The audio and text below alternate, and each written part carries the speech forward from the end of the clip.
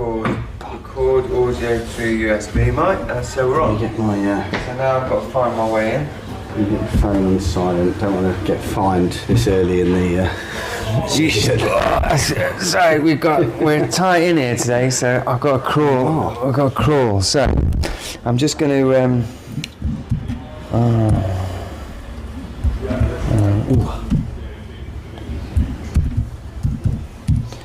Sign on here. Open. So we haven't been here for a while, have we? We haven't been here for a while. It's been since the end of the season, really. I think, isn't it? More or less. More or less. I think we did. The last one that we did was a end of season sort of summary. Yes, we did our top goal of the season, player of the season, top everything, all that sort of stuff. Yeah, it was good. Yeah, been a while. Now. Was that the first one we had with the lights? Yeah, I think it was. Maybe, yeah. So we have to do this. Right, hang on a second.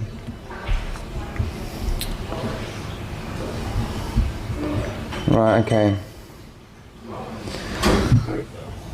Got it. So, I have to do this bit, and then we have to do like a little pause because last time I was trying to edit the theme tune bit in. Oh, okay. And it took me because we didn't stop talking. We just went. That's not like us. And then it took. Yeah, no. And then I was like trying to edit it, trying to get exactly on the fucking thing, and I couldn't do it. So we have to leave a gap. Fair.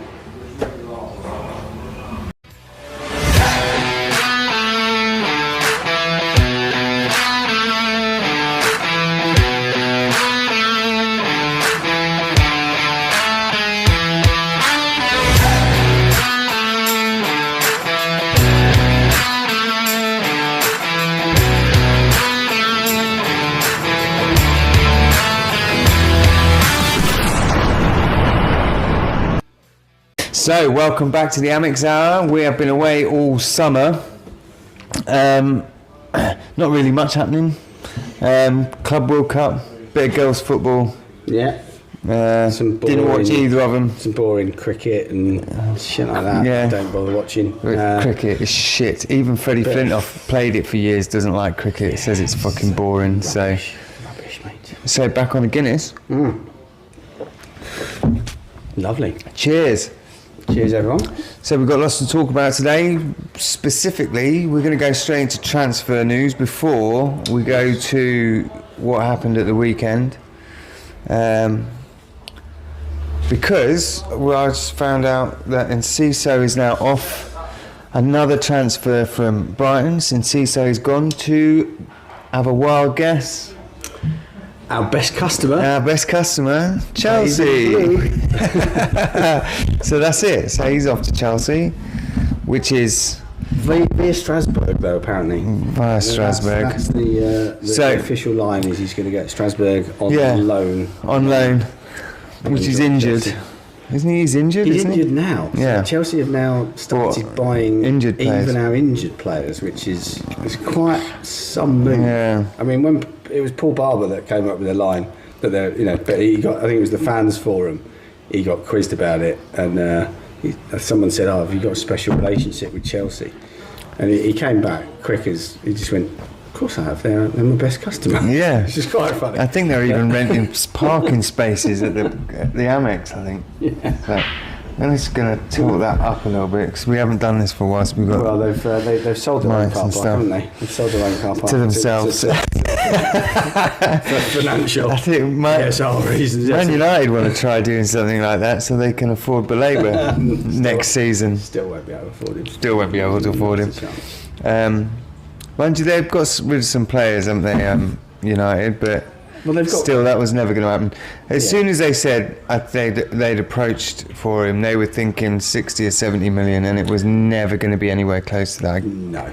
I guarantee that's what they were thinking. We'll test the water, 60, 70 million, and then we might raise it a little bit. Yeah. And I reckon they've gone back and said 100 million plus or don't even bother. Yeah.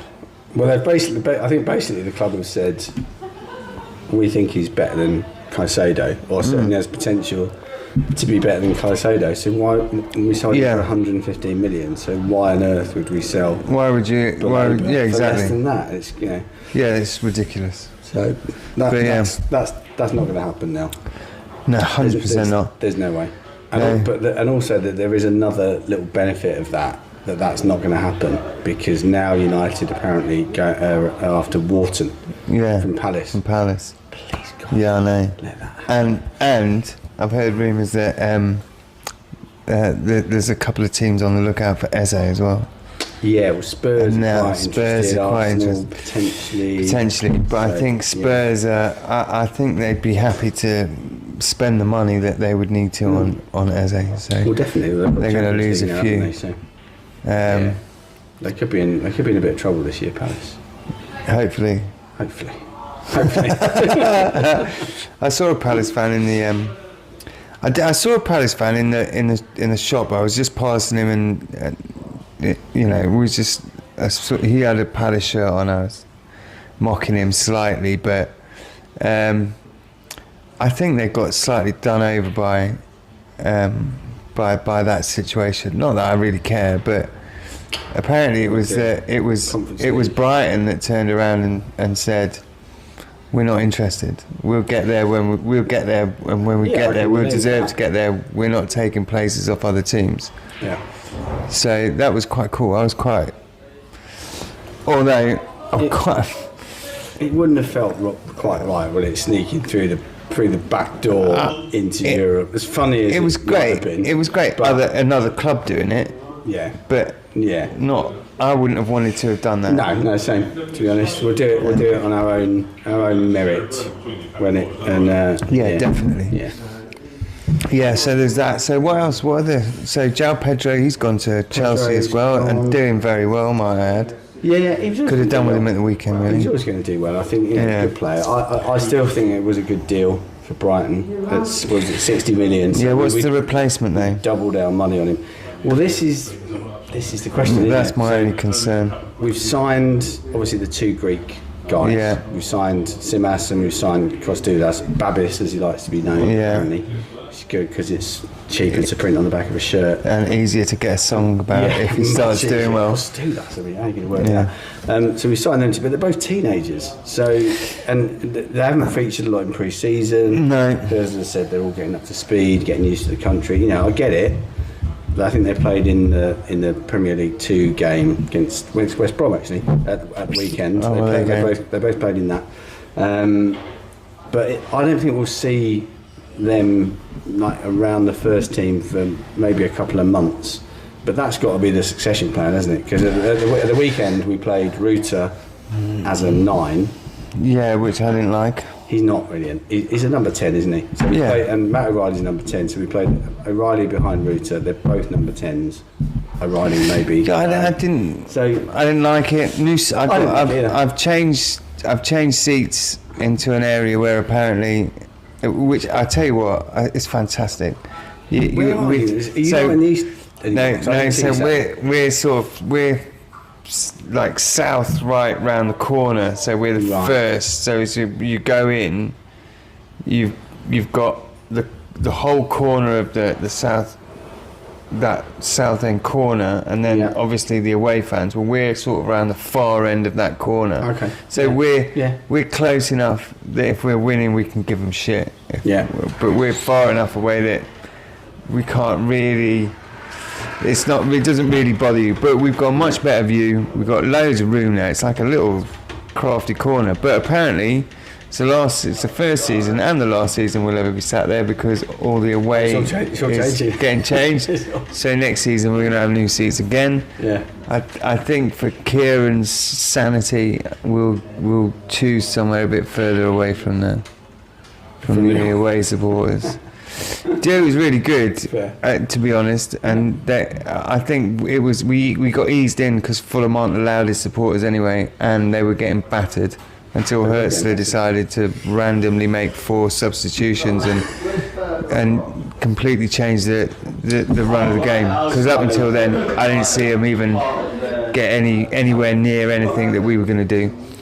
So agrees. we were, and also we had 2 really good runs down the right with shots in, and the shots just went wide. I think João Pedro or Welbeck would have made the, I mean that's like if you could choose a Welbeck position for him to score, it's across goal. I mean, like the goals that he scored across goal is fantastic, and I think I just don't understand why he didn't play him if he's fit and he's on the bench and he's a striker.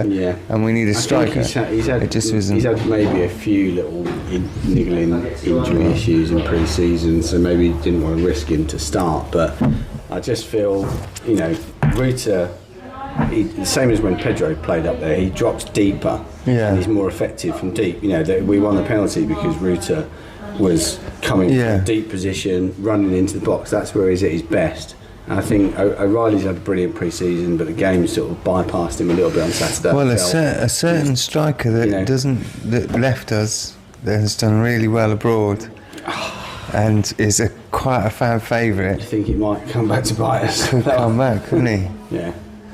I mean, I wouldn't mind that. Yeah. I loved him. But and also you've got look, I'm just saying, because it's a punt, but at the end of the day, it's a free punt, pretty much, apart from a bit of wages. Is you've got Vardy still not as a club, and Vardy would guarantee you 15 goals a season. Why wouldn't you have a punt on Vardy? Everton fans are screaming at their board to take Vardy. Yeah, why not? Why wouldn't you? Yeah, of course. I mean, look, regardless of whether you think that he's old or hasn't got it or whatever, doesn't matter. he does. He absolutely does. And he's a Premier League winner. He knows how to win. He knows how to fight till the end of the game because he basically came from nothing. That's good. Came up through the ranks properly. Yeah. Club shit club to shit club to shit club, and then ended up at Leicester and won the league. Yeah. It's a Premier League winner. Yeah, he's not. He's got that now. He's got the experience, hasn't he? And he's just there. He's there for the taking. I have no idea why someone hasn't snapped him up. Yeah, it's a really strange one actually. Like if you were like Fulham or Everton or any mid-table club, and let's face it, look, we're always trying to push for Europe, and we're getting close. We're getting there. That's the ambition. But I think we're a few years out of regularly hitting Europe every season. Why wouldn't you take a punt on Vardy to get you there? He's a natural goal scorer.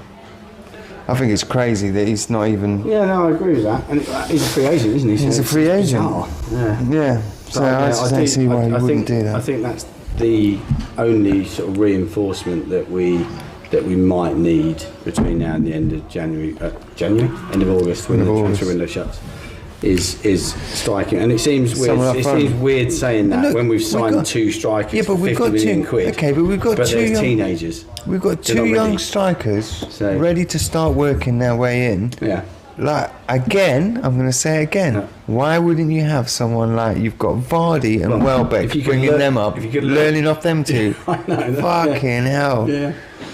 I mean, Welbeck's Premier League. Welbeck's Premier League. He won the Premier League with Man United, didn't he? I think he did. Yeah. Was it Premier League or Champions League? He's won one of them. He's definitely. Yeah. Let's Google it. He definitely won something in United.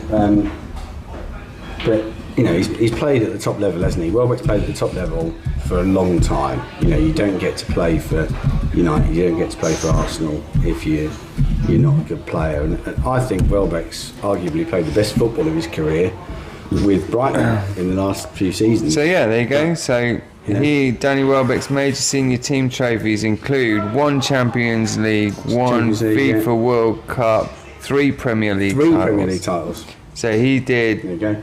2008, 2009, 2012, 2013 season, 2012, 2013, 2014 season. Let's have a look. I feel like that's the multiple Premier League titles same year maybe. So he's also won League Cup, 2 FA Cups, 3 Community Shields, Premier League Asia trophy, one Emirates Cup. Premier League Asia, that sounds like one of those silly pre-season. Little pre-season trophies and one Emirates Cup. That you shouldn't put on your list. But either way, it's on the list. So so straight away we've got a world beater. They've got someone to learn from, and then if you put Vardy in with that, I'm sorry, but Vardy's like. Yeah, I mean, it completely makes sense to me. I suppose we've collected a few veterans, haven't we, over the years as well. We've still got Milner's still there, and we've had Lana, but they're. I thought, but in a position where you've got, like you say, two teenagers that are learning their trade. I thought Lewis Dunk had lost a yard, but fuck me, he was outstanding. He was man of the match. On Saturday, absolutely outstanding. And then Milner comes on, and you go, what the fuck? Milner's lost. Milner lost his man for the corner that led up to the goal. Yeah. That led to the corner, and then he lost his man again at the back post when the corner went in for Fulham. Milner hasn't played for 2 seasons. He hasn't played for 2 seasons. We brought him in. He played 5 games out of a season. Yeah. He hasn't played all last season. We didn't struggle one bit without him. We've got players that fill that spot that literally were fantastic last season. Fantastic last season. And then he just decides out of nowhere, I'm putting him in the first game. Yeah, I thought it was bizarre. We want a young team. We've got such a young, vibrant team, and we've got the older characters within the squad to learn from and to guide and all the rest of it. Yeah. Lewis Dunk being the main one, obviously. Yeah, I don't get it. I do not get it. I felt Milner this season might have been better off in just calling it. Oh, people's home. Yeah. Sorry. You might be better off in a morgue. In a coaching role. Yeah. He might want to fuck off back to. Yeah, no, because he came on last game of the season against Spurs, didn't he? And Hösler said, I brought him on as a kind of a thank you, and that felt like his sort of farewell. Yeah. See you later. As a Premier League player, now you can be a coach. But everyone really loved it, and everyone got behind. Oh yeah, he's coming to the club. He's going to bring this. He's going to bring that. I can't stand I can't stand him, and I never have done. And I've always thought he's a mid-range player. Yeah, he's got. If you're bringing him into your coaching staff, you're bringing him because he's been at the top level of it for a long time, long period of time. But why are you bringing him into where we're trying to hit the next level? The next level we've got into Europe, so we need to start now aiming to get into European places regularly, whether it's whichever competition it is. But it should be. We should be fighting for those spots every single season, and not fighting and we're 8th if we beat these and they lose in this points and that points. No, we should be literally like, you've got to beat us. You've got to win 3 times on the trot to steal our European place, and we're so close to that. Yeah. And I'm not talking like the last 2 seasons. So close, like hitting those marks, and unfortunately last season not so bad, but this season obviously we've had injury issues over longer periods of time, and now we seem to be getting away from that. We seem to be building a squad. I know they keep saying that we're a selling club, but we need to start just keeping hold of some of those players a little bit longer. Yeah, I agree. I think that the model works, doesn't it? The model of buying young talent, developing, selling on, and there's always a succession plan in there. And generally speaking, it works. But I think we're now in a position where financially we're not under pressure to sell anybody. We only sell when the price is right and it's the right time, and it has to feels like they've got a ready-made replacement. I think that's one of the reasons that even if United did bid the 100 million plus that we want for Blaber in the summer, I think that's one of the reasons that we then we wouldn't accept it this summer because the replacement isn't there. I think the replacement is probably Yao Kue, if I'm pronouncing that right, who we've now sent on loan for another season to Swansea. I think he's the long-term replacement, but the club deems that he's not ready, and he's probably not. But so in a year's time, someone comes in and goes, we'll give you 130 million for Baleba, and you're going to take Keogh's moved on, then you go, okay, right, yeah, we'll take that. Happy We'll days. push him in, and then we'll make some more Yeah, signings. you're gonna have to. So the model works, but we've got to do it only when the time's right, not just for the money. Yeah. Because we're not, definitely. we're not little old Brighton anymore. No, definitely not. We're not. It's not. We're an established Premier League side. Since last season, since the end of last season, that push again, narrowly missing out, and it's. I know that the position that we finished wouldn't suggest that, but points wise, you're talking 3 points.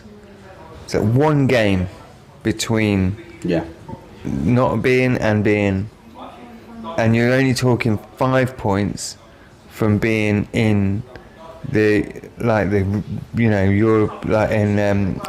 League. So we're Conference League, Europa League, 5 points. That's it. That's a one game won, one game drawn, Really, and then two really teams lose a game, draw a game. It's that fine. Yeah. So we are thereabouts. We just need to start telling these big clubs, like they've done with Man United, go fuck yourselves. Yeah. Move on. We don't need the money. We don't need the money. We'll do it when the time's right for us, basically. And don't get me wrong, I like Man United. I thought it was fucking hilarious their last season, but they had a shit. And I've got to tell you, right, we're talking about just by the way, talking about going to different clubs and moving seats and stadiums and all that sort of stuff.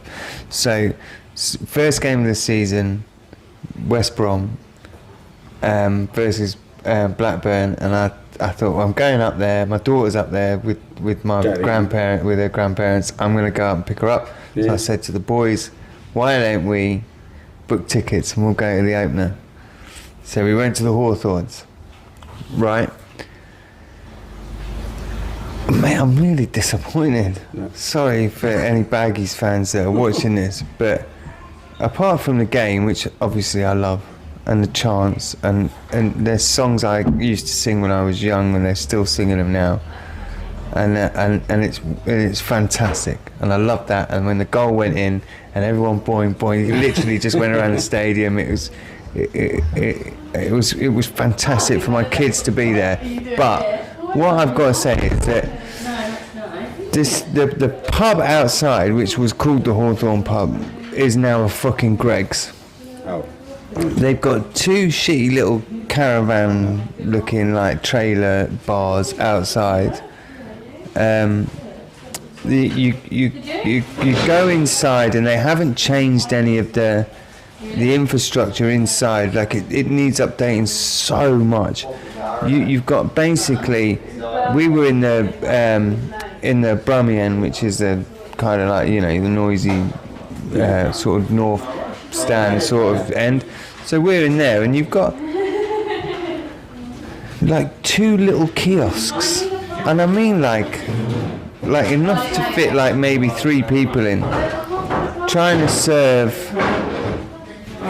11,000 people coming in. All the food, all the drink, all the drink, and they don't and it makes you appreciate the Amex so much more. Like, you go down the Amex and they've got like drinks lined up ready to go. Like they kind of they've worked out this is the biggest seller, this is the second biggest seller, this is the third biggest seller on the tap. You go, some of them only do lager, and like you've got these little kiosks, and they've only got one does lager, one does. You can't get a pie. They just do like the shitty hot dogs, and then you you try and get to the other kiosk. The other kiosk has only got cider, and you go, what are you doing? Like, what happened to my club? Missing out on a lot of money. What happened to my boy? What happened to my boy? We were in. So we're watching. It's 33 minutes. I looked up 33 minutes, right, into the game, and the bloke next to me is on the phone, and he's saying to his mate, no, definitely you're round, mate, definitely you're round. And he says, and he goes, oh, right, it's this, Charlie's having this, Linda's got this, and what's it for the two boys? Same as always, all right then, fam, I'll tell you in a bit. 33 minutes. So 33 minutes, I would say they've got like a little group of them, and they take it in turns, queuing up and getting the beers in, so that at half time, so 10 minutes before the half time, plus extra time. I was going to say, so it could be 15 minutes. 3 or 4. So it could be 15, 16 minutes. You could be missing on 20 minutes of the game. But then they take it in turns on going down there, so they can get a couple of beers and a tray, and they can all drink, and then they would take it in turns missing the game. I've never taken in turns missing the game. We did the same thing at the Amex, but between less people, but we go up 42 minutes. Yeah. It's 3 minutes. 3 minutes difference. Yeah. So that's what I do. What I do is I go. Mental. I say, Kieran, do you want anything? And he'll say, I want a drink or something. Yeah. And then I'll go 43 or 44 minutes. Yeah, I think that's. I'll go down. Still got a bit of a cube. It's all right. Yeah, and there's always there's a bit of extra time on there. There's usually 5 or 6 minutes on the half anyway, or a couple of minutes on the half. And then Kieran will either come down to me, or if I'm not drinking, I'll go up to him. It's that easy. It works, yeah.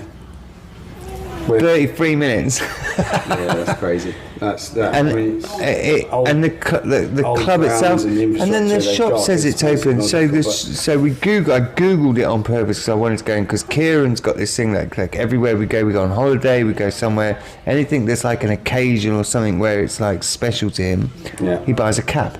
And he's got these little nails in his wall, and he's got caps hung up all around his room, and it looks pretty fucking cool.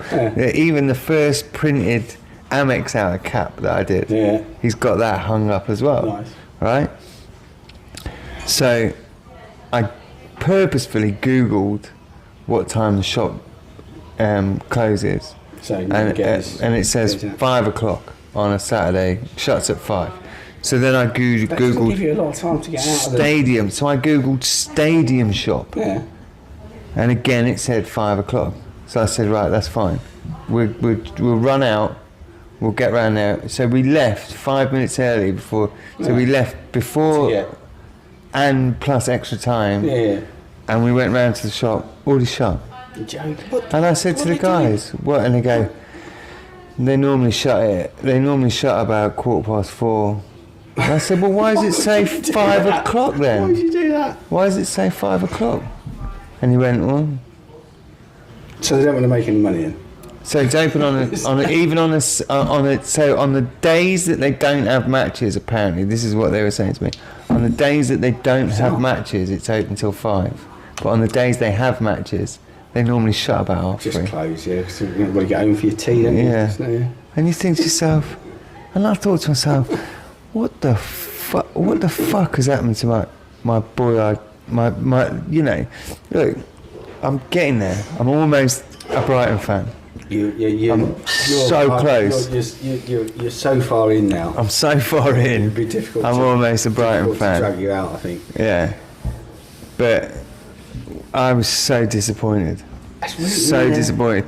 And I took my kids there. Do you know what I mean? Yeah, I've tried to get them to love West Brom so much throughout their entire lives, and then we got to the point where I finally got them all to a game. Opening game, we won. Everything should have been glorious. Should have been. It was going. Kieran had to order a cap online. Well, online. He had to order a cap online because he couldn't get a cap. So now he's got to pay postage as well. He even bought a shirt. He even bought a West Brom shirt off eBay. Yeah. For the game. With Teixeira written on the back of it, and I love Teixeira, one of my favourite players. Zoltan Gera is probably one of my era of favourite players anyway for West Brom. Zoltan Gera was a fucking superstar, but Teixeira was great. That's commitment. So he even bought a shirt. I think he needs to email. Who's the West Brom chairman? Yeah. He needs to email the West Brom chairman. He's some American. In all fairness, he's only just taken over the club. So we were run by Chinese for a good few years, and they fucked the club. The infrastructure of that club is terrible, and to turn the pub. I remember going as a kid. I remember going.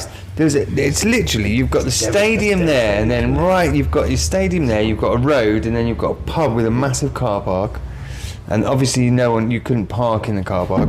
It was full of people, but the pub was open. It was full. Yeah. There was kiosk. There was like two little things outside that they had they used to set up and literally just like be pouring ale, and the place was banging. They would have music playing, and there'd be someone with the drum, and it was everyone would be like, "Way," and singing. It was fantastic when I was a kid. Like, I remember going there as a young'un and just going, I can't. From this day on, I can't live my life without football. That's how good it was.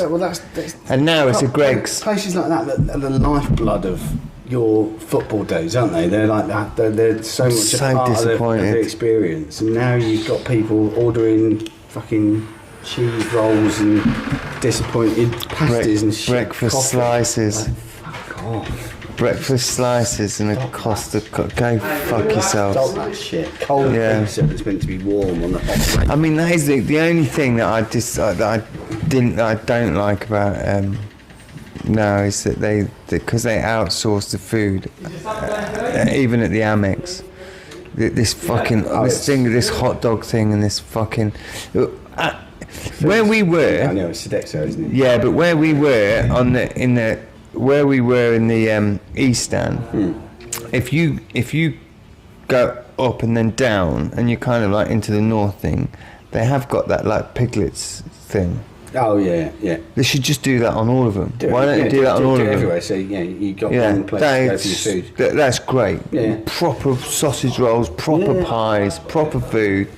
So why do they not do that on everyone? Why do they just have it in one place, and then all the rest of them sell those crappy hot dogs or beef burgers you could use as frisbees for your fucking dog on the weekend? Yeah, they seem to the concessions around the ground are all different depending where you go, and I find it a bit weird. It's like they've done. I think they've done something in the West Stand where some new technology. I think the same as you get at the Spurs Stadium, where you get you pour it fills your glass fills from the bottom, that kind of thing, and you tap it on the machine, and you don't see there's no like fucking brilliant. Why do they? Why is that everywhere? Well, exactly. Does it work? Apparently it does. Yeah. I mean, I've done it at the Spurs Stadium as an away fan, and it works all right. Why do they do that then? Only thing is the glasses they end up, because it obviously has to fill through something. Yeah. They are slightly leaky.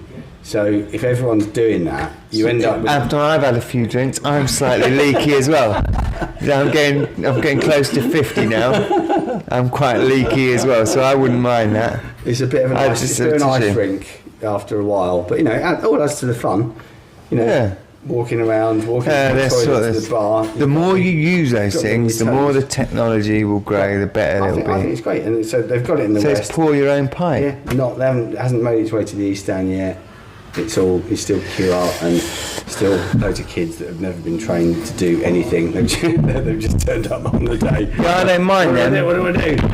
I don't mind them. I don't mind all that. I don't mind the wait. I don't mind. I would quite happily, like I said, like we've all said, we're quite happily. We've got a group of us. I'll go this time. You go next time. I quite happily do that and go and get my. I just want good, it doesn't have to be fucking Michelin star, for fuck's sake. Yeah. I just want a good fucking pie or a decent sausage roll or a decent fucking, but I just want to be able to go and get a pint. I quite like Harv. I'm a sort of big Harvey's drinker, and I quite like a couple of pints of Harvey's. So it's good. Harvey's in the ground is questionable. I don't know. I just don't do it quite right for me. Yeah, I'm not that far. I'll drink any old shit, to be honest. But But that's what last season we were talking about. One of the big things we spoke about was atmosphere. Yeah. Right. So I've heard, and I don't know if Brighton will end up doing it, but I have heard that there may be drinking in the stands allowed again. I mean, I think that's got to come from a higher. Yeah, it has to. Because it has to be trialled, and it has to be this, that, and the other. But it's like it was a direct. A lot of people have said no to it. Yeah, I saw that. Would not like it. So everyone's got to get up and walk past you. Yeah, they do that anyway. Yeah, I'm gonna have to stand up. What for 10 seconds? Yeah, but hang on. Everyone stands up when you've got okay. So Matoma starts running down the fucking wing. Everyone stands up. Yeah. Do you know what I mean? It's yeah. It's a bit of an argument, but I think it was a directive from. Well, originally it was a directive from UEFA, I think, because of all the things that happened in the 80s and 90s. For that, not okay, but we're slightly different situations now, isn't it? And if they did plastic, you could have a plastic bottle of fucking Fanta. Why can't you have a plastic bottle of Foster's or a plastic bottle of fucking? Yeah, it doesn't, for me it doesn't make a difference, and it works. Any other sport, you do it in rugby. You go abroad. I went to all the European matches when we in the season that we played in Europe. Every single ground that I went to, you could drink in the ground. Not only that, they would actually, there'd be a guy wandering around with beers in a rucksack. I love that. Why not? I didn't, it adds to the atmosphere. Isn't it the thing of stop treating us like children, basically? I know that it's like, drinking lots and right? And they don't want everyone wankered and they don't want everyone pissed. People that want to drink are going to drink before they go anyway. Of course. So people exactly. If your game's at 3 o'clock, the people that want to drink have been drinking since 12. Yeah.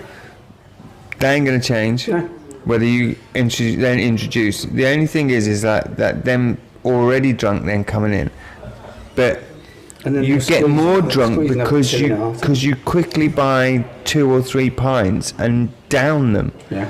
So you're already at the point of necking out instead of sitting there and drinking a nice drink and And I know, and I get the pint glass thing, but if you've got, like I said, if you've got the plastic Foster's bottles, cap off. You've got the plastic Corona bottles, whatever your deal is with whatever brand, cap off. There's no difference between that and drinking a bottle of Fanta, and you can buy 3 of them and go and sit in your seat, and you don't have to fucking neck. It will slow people's drinking down because you're not cramming it into a certain time period. Obviously before the game, no one can control what happens before the game. If you say if people want to have a drink, if people want to drink as much as they want before the game, you're not stopping them. But then at half time, everyone will go. And I'll tell you why it never works. 2 pints in and whack them down. I'll tell you why it doesn't happen at Brighton, and why. Well, I understand some more in the city places and some places that I get that, but I think it should be judged individually on what the club wants, because I'll tell you why it's not going to happen in Brighton, because Brighton's the arse end of nowhere and no one's going to get wankered and then have to do a 20-minute walk to get to the stadium. Right. It's just not going to happen, and the people that are wankered aren't going to make a 20-minute fucking walk. I'm saying that now, but anyway. So anyway, we've had a little bit of a catch up. We've spoken about a few. Is there any other transfer things that you're interested in that you've noticed?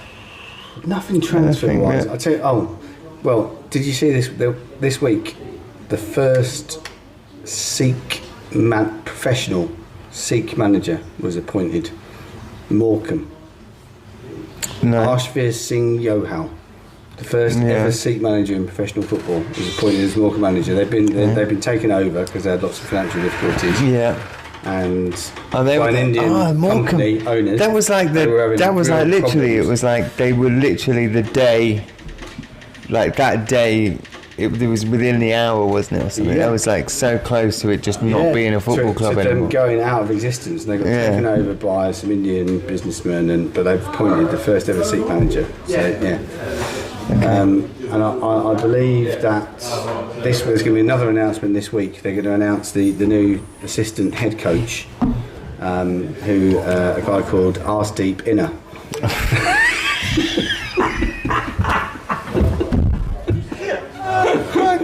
I actually thought there was some kind of serious thing coming from that. I was trying to keep a straight face when I said it.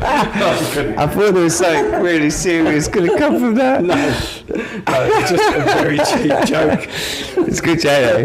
Made me laugh anyway. But anyway, I was thinking to myself, why would I care about that? Yeah, well done, Morecambe. Yeah, first ever. See how that works out. I think they were close to going. On a serious note, well done Morecambe, and well done the new owners of Morecambe, because I don't care if it's Lewes Football Club or Plumpton Football Club or Manchester United, or I don't care if there's a chance of losing a football club and someone steps in and does the right thing, and the people aren't at that level, aren't doing it for the money, they're doing it for the love. So 100%. You know, and we had the same thing. Look, we've had. You think of Wrexham's story, where they were literally like the owners were selling off parts of the stand. They didn't own land that the stand was built on. They were so close to just being like days from being fucked over, from not being a club anymore. And wow, wow! I know West Brom beat them, which I'm quite happy about. But even saying, yeah, and I know Birmingham are trying to do the same thing with the old managers and this, that, and the other, but they've got filthy, dirty money. They've got Brady, haven't they? Yeah. Tom Brady's a spokesman for it. It's the other guy. It's the got a lot of money. It's the banker. It's that financial guy that's. They've got money to spend. Whereas Wrexham have spent money. Don't get me wrong. They've spent what they needed to, but they've had to get other investors. They've had to. It's more of a story. It's more of a. Birmingham weren't ever going to.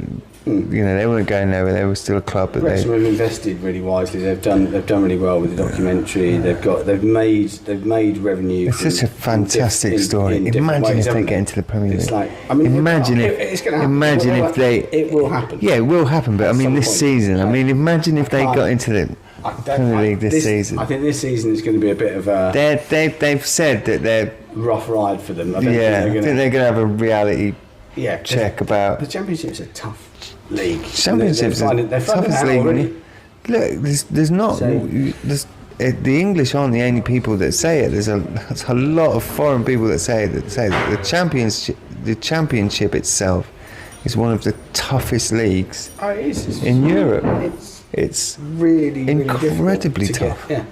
Because you do have to have the skill, and you do have to have the foresight, and you do have to have, you've got to try and persuade these players, and you've got to try and get loan players from Premier League clubs and this, that, and the other. But it's not like in the Premier League where you're not. I wouldn't say protected by the referees, but it's because of the standard of the football is raised.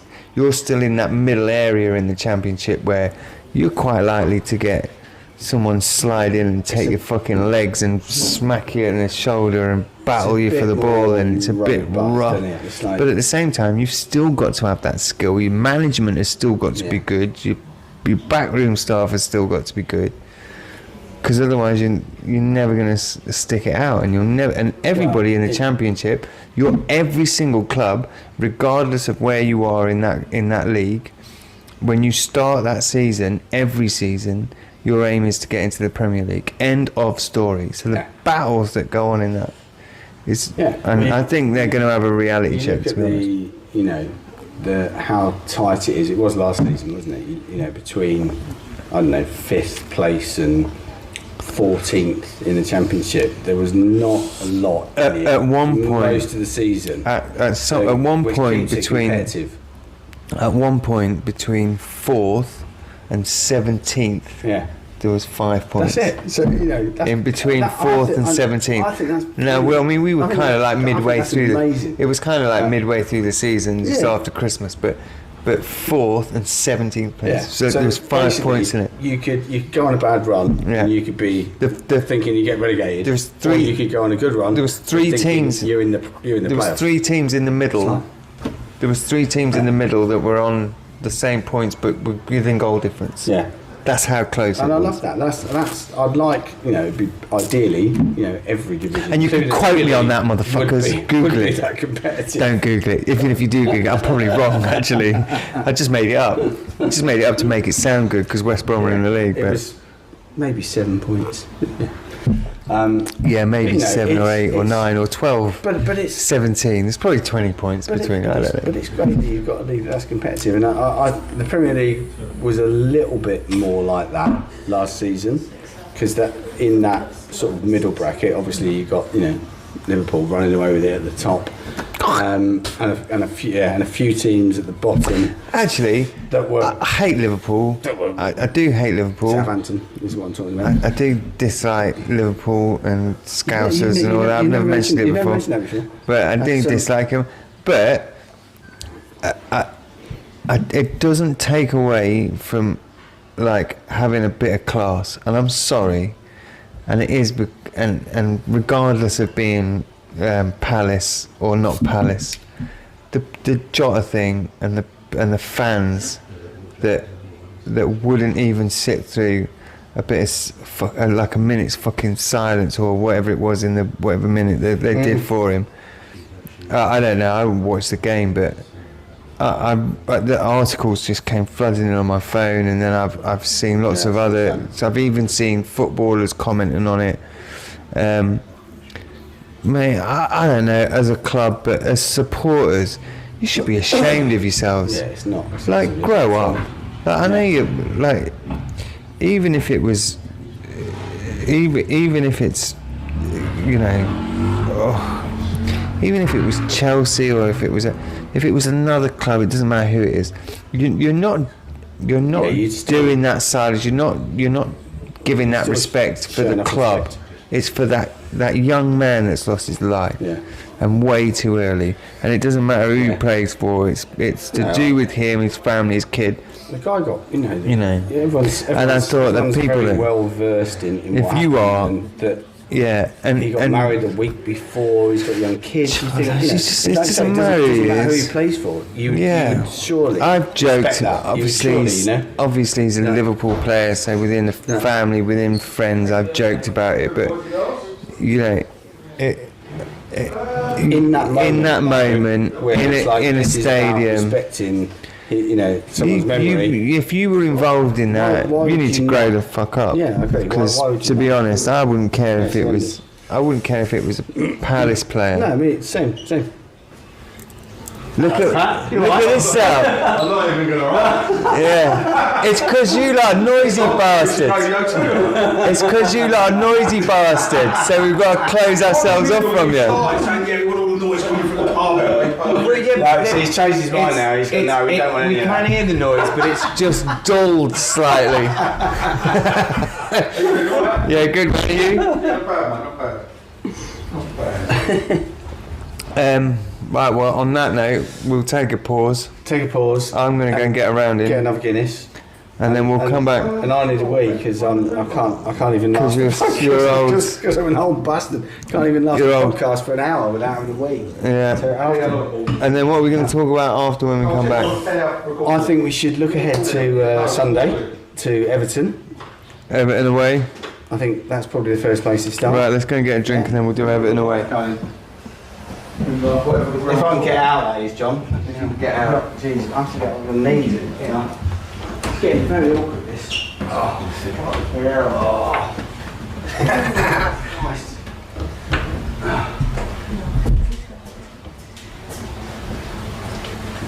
Are you going on Sunday? Yeah, we're on Saturday. Saturday night, yeah. Well, I've got Sunday. And then we're going to come back Monday. Oh, so you can't go upstairs? No, You can come back Sunday, you can do it, but... we're doing it the same day. We're leaving at like 6 a.m. Yeah, some of the boys, they're going to Andy's going Gold, he's playing golf, he's going Goodwood, Saturday. Then he's on the 5:53 train Sunday. I've got a party on Saturday night. Yeah. Alright. I get turned off. Because it's copyright. What, the music's on? Yeah, when you're talking about it, When you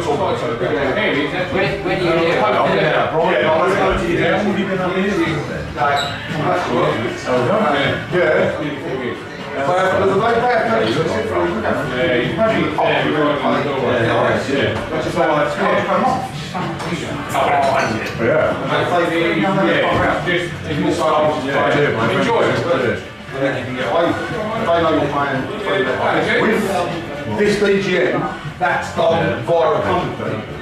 It cost us £9 a week. £36 a month. But it's already they pay the PRS basically, so we're going to have to pay it. So, but we've got Spotify and stuff as well, just keep it underground. But yeah, like, so I think they're just on this trip. Any way they can squeeze a bit of money.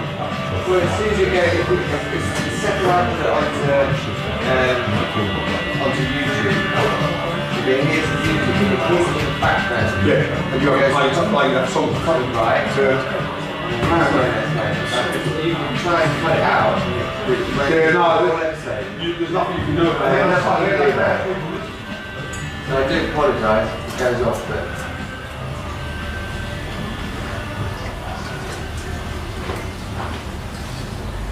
Yeah, good job. Thing is, once they're on you, as well, then they're on you. That's it. Once you go like you're not under the radar. Yeah, exactly. Then that's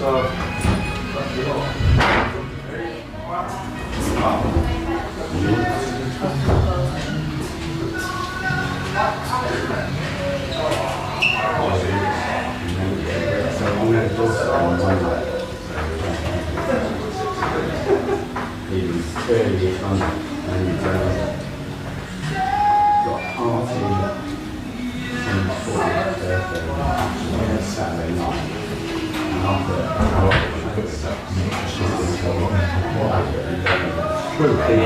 So I'm like,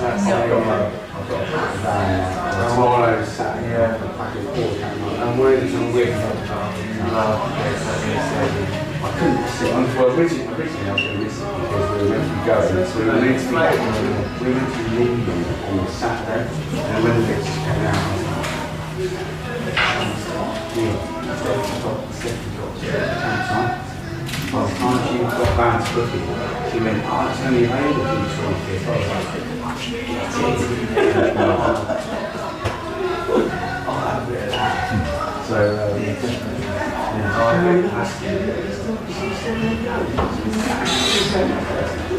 I'll get that. Yeah, because we're back in the Saturday.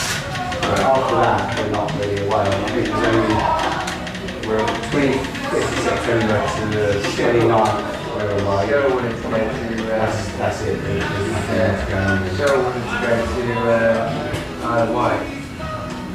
And she said, as I think later last week, so I go Isle of Wight this week, and I said, playing up. You know, what do you mean? It's supposed to get to see serious theory said that we don't want to married. But it's Brian played. So I said, we need three can go to. I said, you three can go. We're not going. And she was like, oh well, I've just got to work it around football then. And I read it. Kieran just went, yeah, pretty much. yeah, you do. You first passed it out. Going down. Yeah, I could. And we're back, and we've got full pipes. The wires and the lights. We've gone all high tech this year. So you know, yeah, we've got lighting and everything. So anyway, look ahead. Yes. Everton, new stadium. Yeah, I'm not going because I'm working, but you are going. I am going very, very early on Sunday morning. It's about. I'm really looking forward to it. It's a new stadium that I think, it's their first home game as well. Their first league. First home game in their new stadium. So, but brilliant. We're the first visitors there. The first people in the away end of that stadium. That's they were big thing, isn't absolutely it? shit against Leeds. They were terrible against Leeds, which. Penalty or not?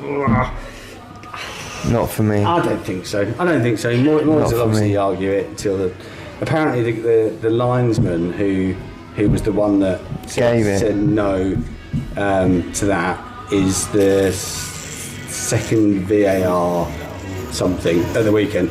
So Moyes is already unhappy about that. But sorry, David, you don't get to choose the officials because that's not how it works. Yeah. But it's still not a penalty. No, it's not a penalty. Sorry, but that's not a penalty.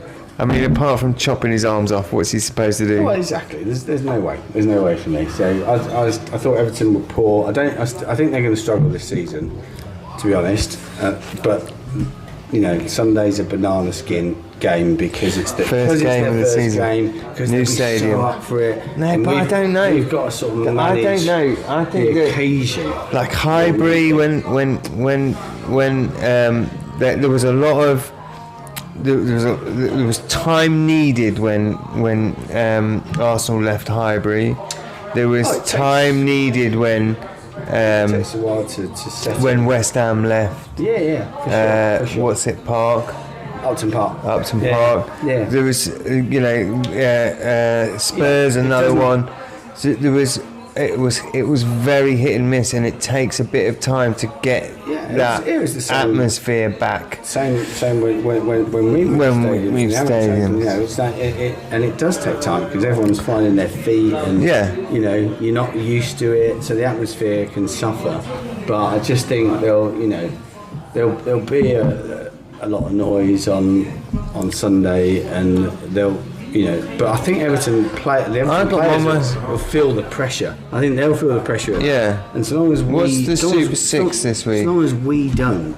As long as we don't play the occasion, we just play our game. Let's settle the crowd down. Silence the home fans. I think we'll be okay. Because they're not great, are they? Everton, let's be honest. No. Right. Let's have a look. What the Super Six they'll struggle.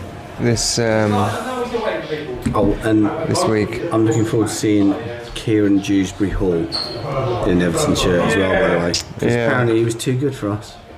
Too good, and he went to Chelsea, played for 3 minutes. Yeah. And now enjoy your relegation battle, son. Yeah. That's all I'm going to say on that one. Yeah, definitely. So it is on the Super Six. It's on the Super Six. Yeah, so what would I can't remember what I've put. I've already done mine, but I can't remember what I put. I haven't done it yet. I got one right last, which was the 3-0 win for Spurs. Okay, I got that right. But I didn't get any of the others right. I didn't do last week, so I didn't do it. But I probably will get involved this week. So for our game, I'm going 2-1 to Brighton. I'm going 2-1 to Brighton. I'm not going to go too. I think I did 1-0. Outlandish. I think I did 1-0. I think with new stadium, first home game. I think I did. I think I put it down as a 1-0. I can see Everton scoring first, and then we'll come back.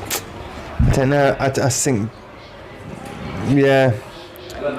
I really hope that Ursa's. I don't know why he's changed things from last season, so drastically. Like, I feel probably on Sunday. Well, as long as he's fit enough, I think Welbeck plays. Yeah, I hope so. I think Welbeck plays up front, and then he's got to make a choice then between is it going to be if Welbeck's got Georgie or is it going to be O'Reilly? Yeah, I think if look, the fact of the matter is if he's got a bit of a niggle and you don't know whether he can play the full match, then play him to start with. Yeah. Get him on the pitch. Yeah. Get him see if he's scoring a goal. Get him scoring some goals, and then if he's giving you a signal to say I'm getting a bit of a twinge, then you can influence in the game. Yeah, I think so. Starting rather than definitely. Didn't come on for anywhere near long enough Definitely. on Saturday. So yeah, I would start him if he's fit, and all right. If he only lasts for 60 minutes, or I think Everton defensively and keeper. I just think we put too much pressure on them down the wings. Yeah. That one. I think we put too much pressure on them down the wings. I don't think they can cope with it. I think if they think that Leeds, they're quite an attacking side. I think if they struggled against Leeds, they're gonna get demolished against us. But I still think we don't have the scoring power, so I'm only going to say 1-0. Yeah, no, I don't think we have that.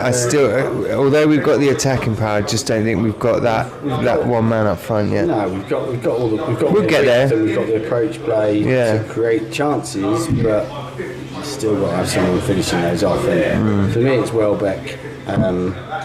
While he's, even if he's only 80% fit, start the guy. Like you say, you can bring him off. We've got options. Yeah, definitely, definitely. And hopefully Baleba will last the whole game. I get why he took him off on Saturday, because he's been injured in pre-season. He couldn't last 90 minutes. But where I thought Hirschland might have got it a little bit wrong on Saturday, easy for me to say, is he brought on Gomez, who looked a little bit rusty. Also, he's not the most defensive player. And for me, I'd have gone Kalioglu, put him right back. Exactly. Switch Vifa into his natural position. Yeah, central defensive midfielder. So you've still got that kind of grit in the midfield. Yeah. Because as soon as that change happened, Baleba went off and Gomez came in. We lost the midfield.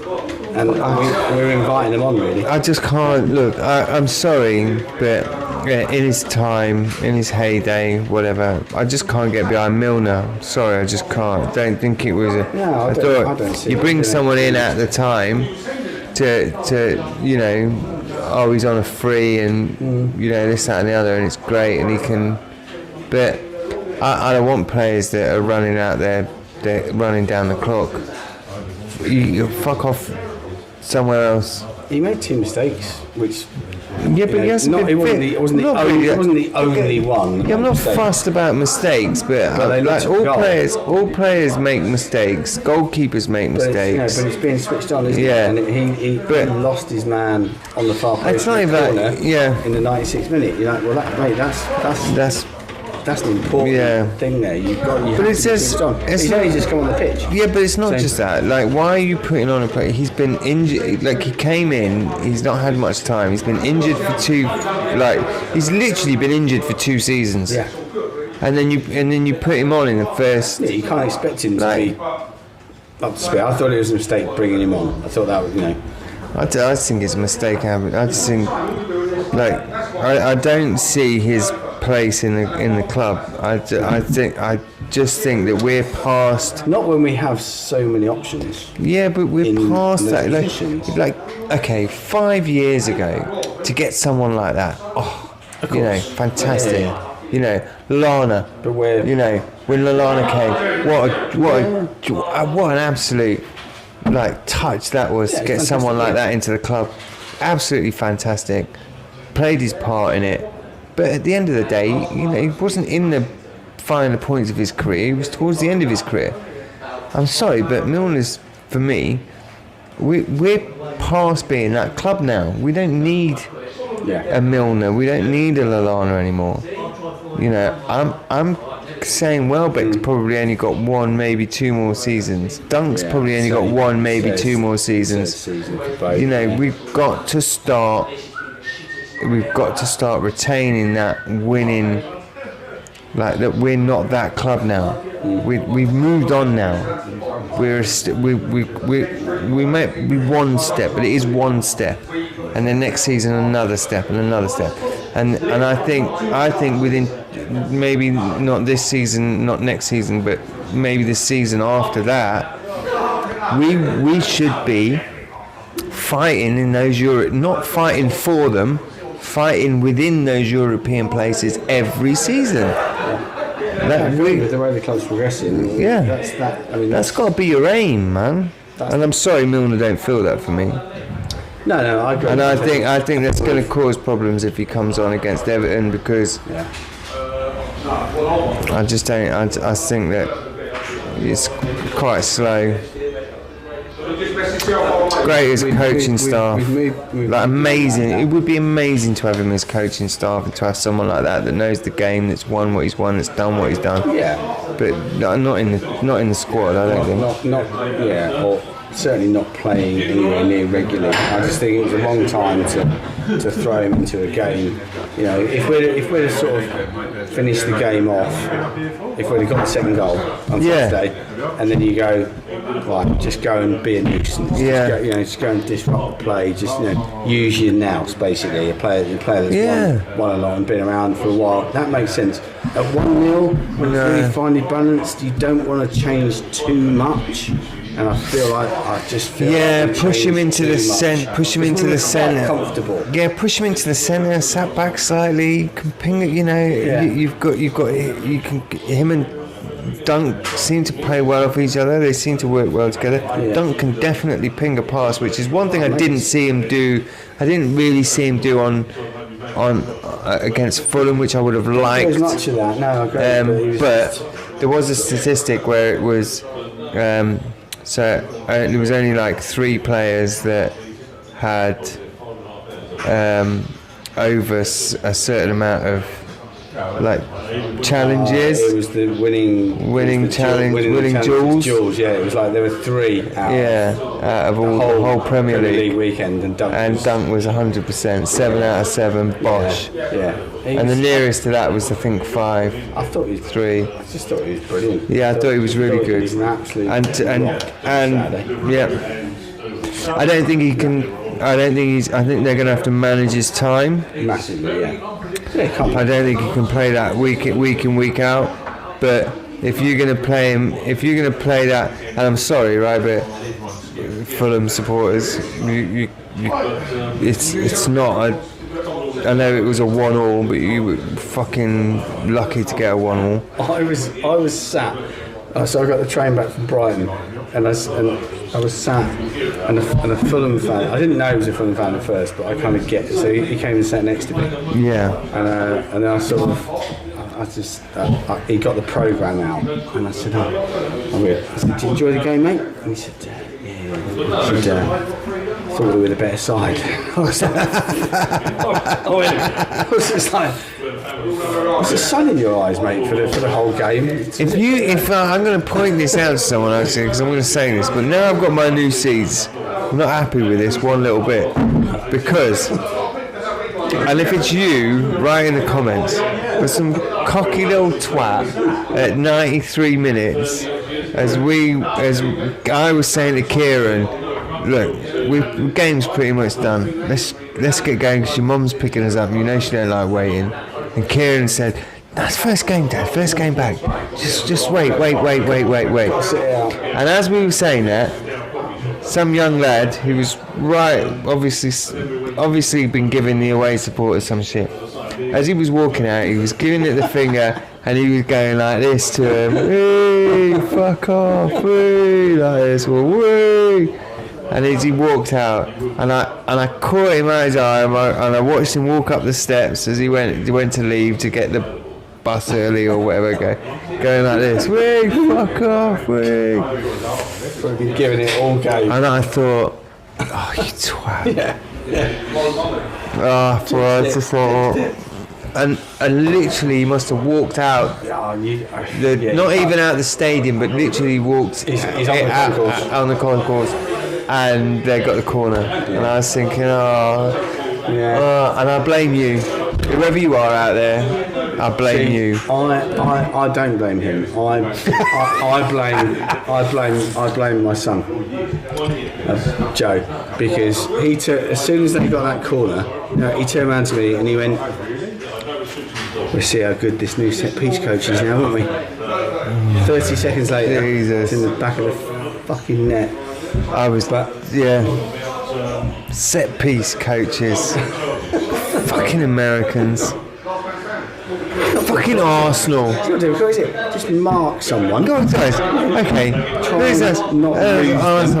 Arsenal all cuddling each other, wanking each other off, and then just before the corner, they all spread out like. No, it's not complicated.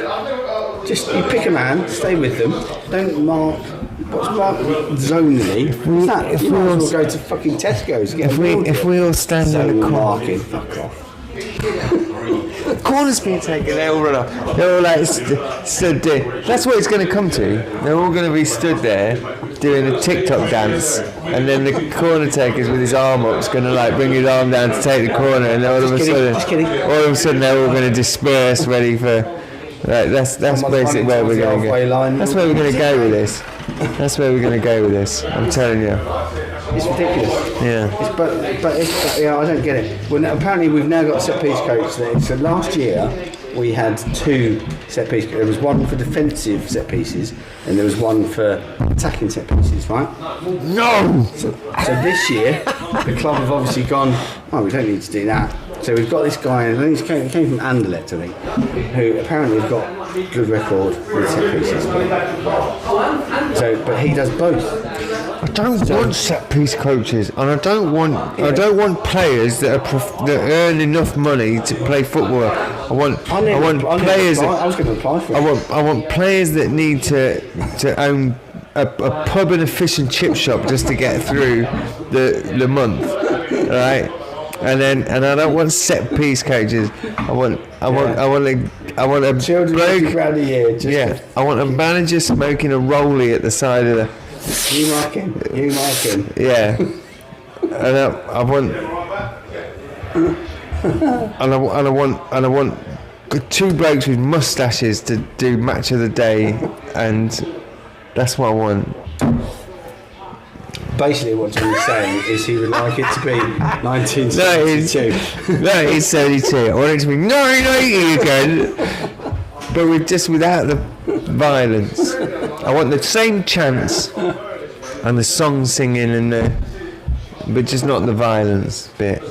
We can get rid of the violence and the crushing people to death bit of the 80s. We'll skip that. Yeah. Skip that. But I want someone with a moleskin coat with a furry collar like that at the end of each match.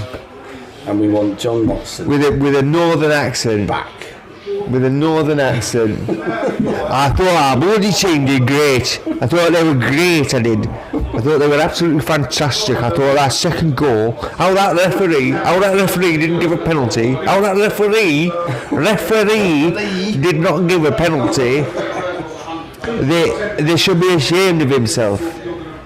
I think that's what it should do. We need like a hybrid Neil Warnock, Son Allardyce. That's it. Slash. Do you remember the fast show where they used to do the player that was from abroad but had been bought by like Newcastle? Oh fucking. So he used to talk, and then every now and then he'd say like some like you know what I mean, like. You know what I mean? They should do more of that. I think that's how it should be. Ron manager. Ron manager from the White House. Yeah, that's right. Anyway, on that, no, Bustos Gali. This one.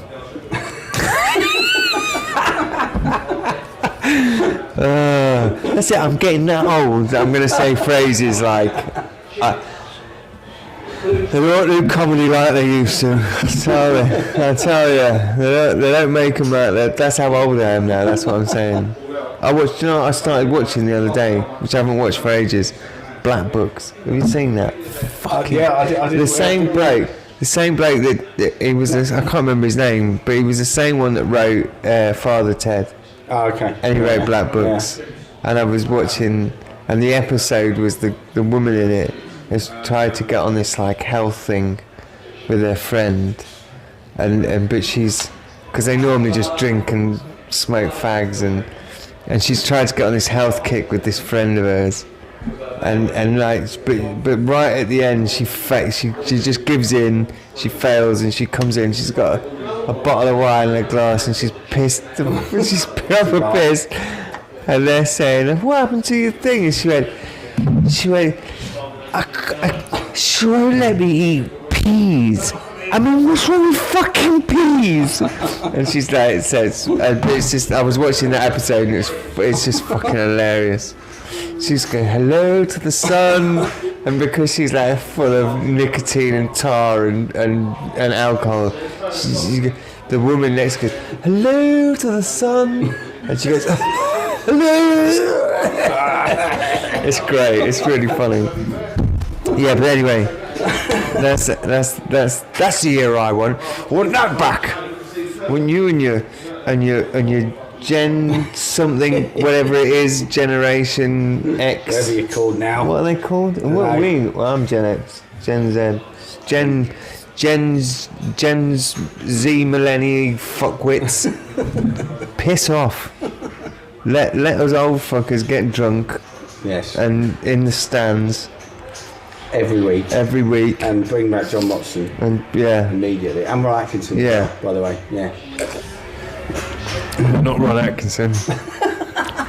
He's proper racist, isn't he? Wasn't Ron Atkinson the one that was like... I don't think it really was it? You know, wasn't it? No, he's not racist. He had loads of black players in Villa. Oh, that's like saying, "Oh, well, I'm not racist. My friend's got a black dog. And I let it lick my face." No one wears a sheepskin coat like Ron Atkinson, mate. He was, yeah, but wasn't he? Yeah, but I don't know, actually. He could come back from racism because... what's his name did come back, the England manager did come back from saying like retards were... Hodder. Yeah, Hodder. Yeah. Previous life. Oh, so yeah. I shouldn't have said that word because I'll get banned on Facebook. You know, he did say about the people coming back from a different... He must have done something bad in a former life to come back retarded. Come back disabled, yeah. Disabled, but it was back in that time the word was... No, that is what he said. I apologise for the word, by the way. It was a... Yeah, but that was Glenn Hoddle. He can come back from that. That was some comeback. Yeah, that was it. I mean, yeah. He's been on telly and done all sorts of things. It's a different world these days, isn't it? Philip Schofield. He's not groomer. He's not managed to come back, is he? He just like had a bit of a dalliance with some young colleague in the whatever show he's working on at the time. Groomed. Was he groomed? Did he get groomed? He was fucked. He's outcast. Well, he groomed a kid, didn't he? He was like 21 or something. Yeah, it wasn't Islamic. It wasn't like a pedo. Was it part of a group? was he part of a... I think he just had a bit of a thing with this kid, and then he was like off the telly for years, wasn't he? And then they only let him back on the telly recently after a 10-year gap. It's part of one of those gangs. And then he was just on his own on an island. Philip, you can't interact with anyone, particularly not the young production crew. The children. You have to film yourself. Yeah. They don't trust you. Yeah. But TV comebacks are available. I don't know about Roy Atkinson though. He's probably dead though, isn't he now? Is he? He's got to be. Yeah. Google him. I hope his daughter married a black man and they had a mixed race child. Let's put it that way. And anyway, this whole thing, gangs, grooming gangs and all. I don't want to get political, but surely there's like, a lot of different people from a lot of different places that do bad things. It's a bit harsh to put it all on one lot of people, isn't it? It's not. Bit. Yeah. Well, it wasn't long ago. I know, but you can't blame Schofield. He's probably Catholic. They touch kids, don't they?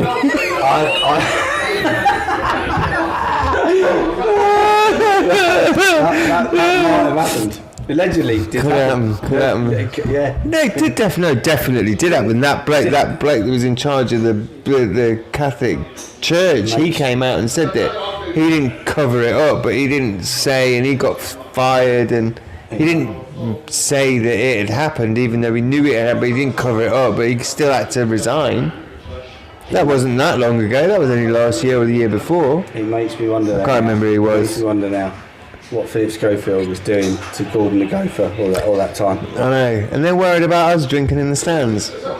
Honestly, Please, wrong target, guys. Please.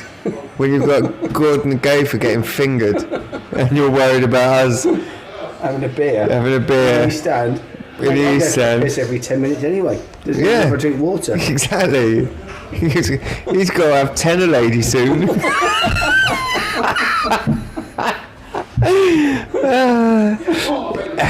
Anyway, I think we're going to call it. I think we've been on for about an hour and 20 minutes now. So, cheers everybody. See you next week. Ta. On that note, have you me jokes about you had to bring up Schofield? Yeah. Fucking hell, what if Schofield watches this? Schofield watches this, we're fucked.